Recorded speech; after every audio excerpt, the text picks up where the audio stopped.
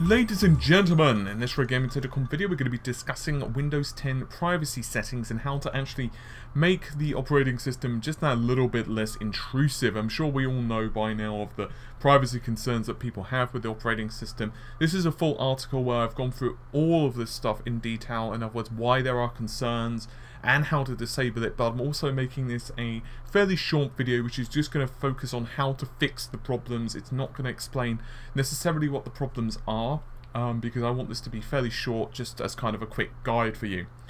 So, without further ado, let's start, shall we? That sounds like a tip-top idea. So, first, I would highly recommend, before we actually jump into the settings, that if you're not already doing so, you use a local account for Windows 10, not a cloud-based / you're associating an email address account. There are a myriad of different reasons for that, but basically it disables some of the privacy concerns. So personally speaking, unless you've got a really good reason to do so, I would recommend just using a local account.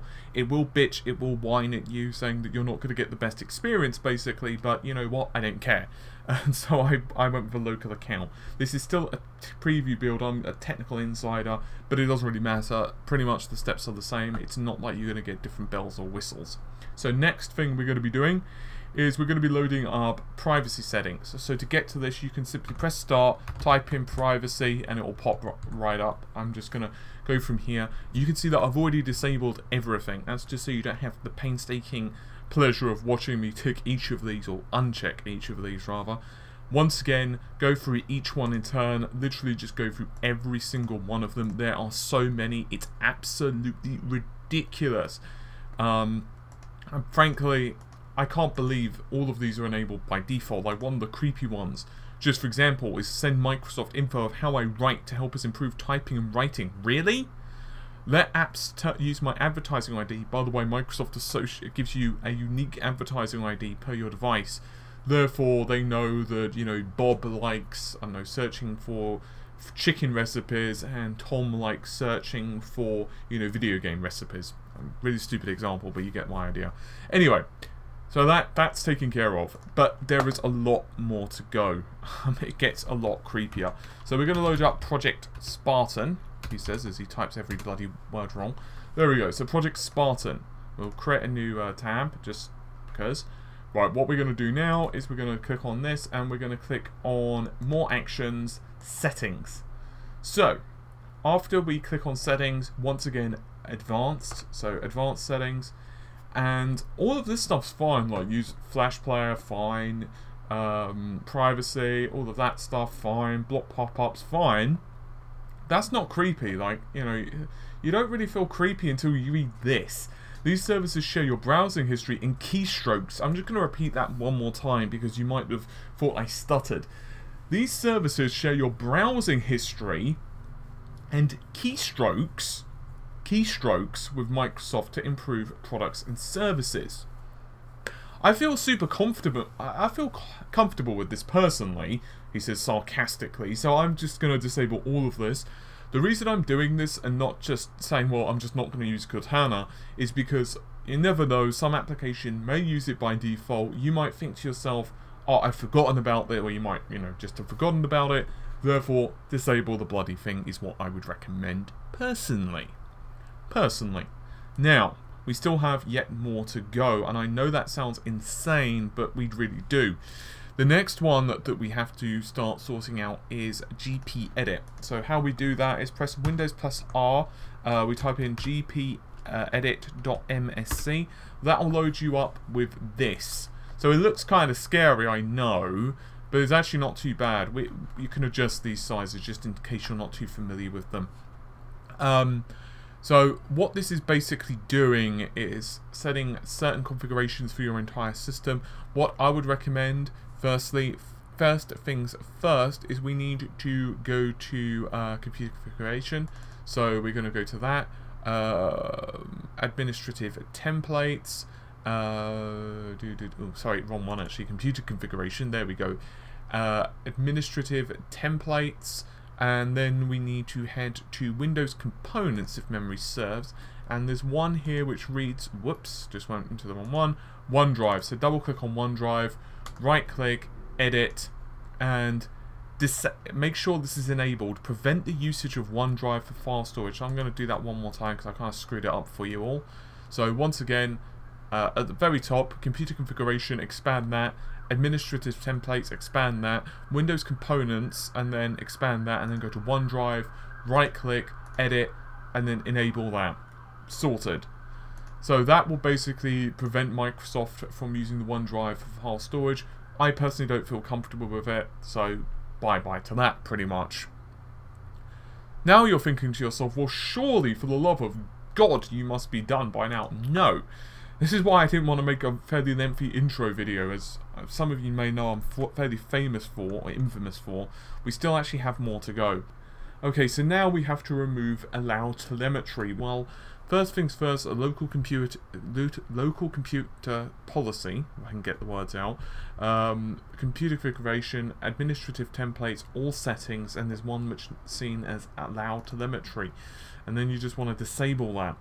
Now, depending on the version of Microsoft's Windows you're running, off, which is enterprise only, will or will not work. So basically, if you're not running enterprise, you're going to have some problems.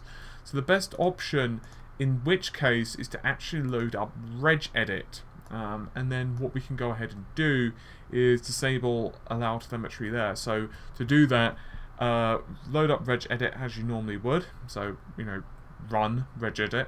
And then go to HKey local machine, software, HKey local machine, software, Microsoft, and then you scroll all the way down, Windows, current version, and then you scroll all the way down to policies, and then data collection. And under data collection, there is allow telemetry, and then you right click, modify, and then choose a value of 0, and that should remove all of the traces of basically Microsoft getting your shiny data.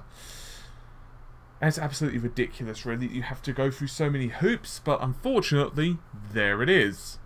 Go back to your Windows desktop, press the start button and type in command, or you know, C-O-M, and then right click run as administrator. It'll ask you, are you sure you want to do that? Yep, I do. So I'm just going to go back to root by typing cd ... cd ... I know there's a quicker way, but whatever. Now, we need to type in this stuff, and this basically disables yet more of the tracking stuff. I'm just going to copy and paste it. If you need the exact text, it is in the article, and I'll try to remember to put it in the video description. So just click on that. I've already done this crap anyway, so there's no, you know, basically what you do is go through it all, Control-C, click on the window, paste, or you can type it out. It's totally up to you, and then just press enter, and you just go through all of them. It's going to tell me that it does not exist or installed service because I've done all of this previously.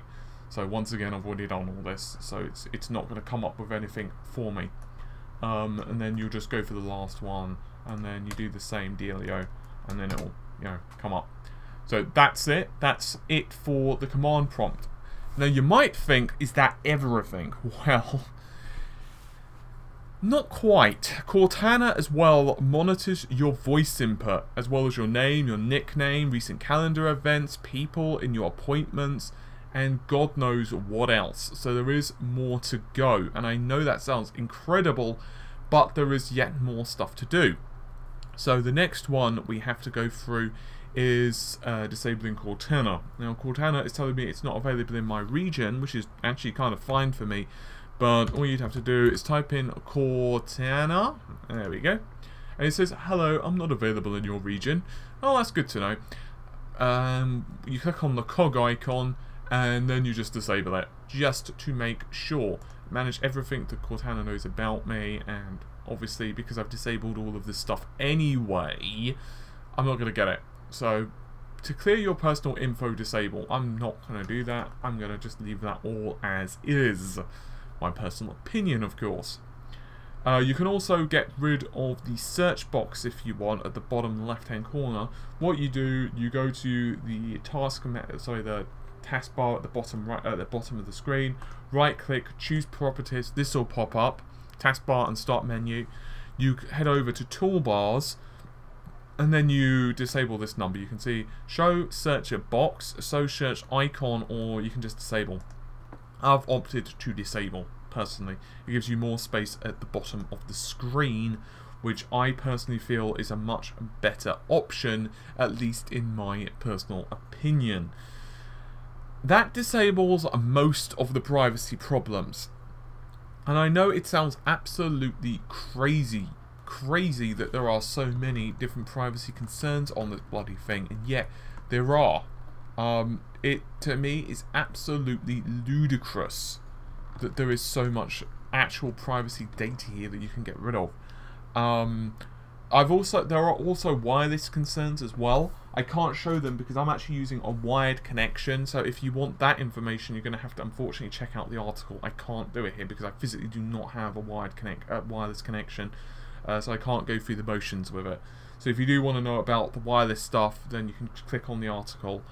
But that just about does it. This is a quick and dirty solution. It will get rid of pretty much all of the stuff that I'm most concerned with. I would recommend, however, that you are a little bit cautious with this stuff. I think it kind of sucks, to be totally blunt, and I don't really feel super comfortable with it, but that's just me. Anyway, hopefully you found the video at least somewhat useful. Once again, if you want to know just how alarming some of the stuff is, you can go ahead and click on the link in the video article. I'm sorry, in the video description. But for now, I'm going to get going. Hopefully you found it useful. Do go ahead and share this if you're, know anyone else that's just upgraded to Windows 10. But for now, take care and have a great day. Bye.